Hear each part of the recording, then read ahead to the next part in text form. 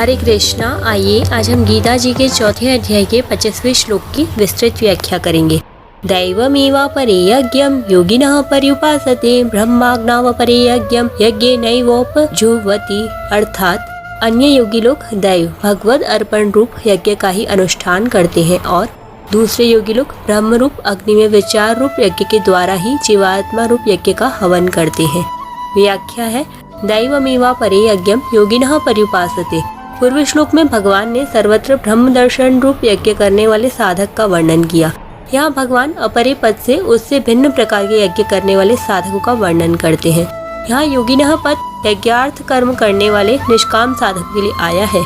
संपूर्ण क्रियाओं तथा पदार्थों को अपना और अपने लिए न मानकर उन्हें भगवान का और भगवान के लिए मानना दैव यज्ञ अर्थात भगवत अर्पण रूप यज्ञ है।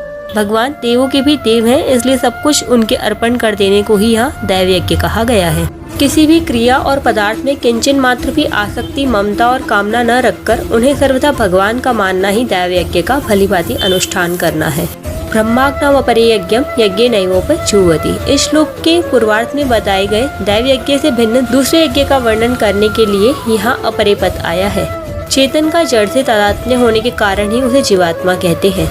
विवेक विचार पूर्वक जड़ से सर्वथा विमुख होकर परमात्मा में लीन हो जाने को यहाँ यज्ञ कहा गया है। लीन होने का तात्पर्य है परमात्मा तत्व से भिन्न अपनी स्वतंत्र सत्ता किंचन मात्र भी न रखना। यहाँ परिशिष्ट भाव यह है कि ब्रह्माज्ञाव परे यज्ञम यज्ञेनैवोपजुह्वति का यह अर्थ भी ले सकते हैं दूसरे योगी लोग संसार रूप ब्रह्म की सेवा के लिए केवल लोक संग्रह रूप यज्ञ के लिए कर्तव्य कर्म रूप यज्ञ करते हैं अर्थात यज्ञार्थ कर्म करते हैं। 26वें श्लोक की व्याख्या हम कल करेंगे। हरे कृष्णा। राधे राधे।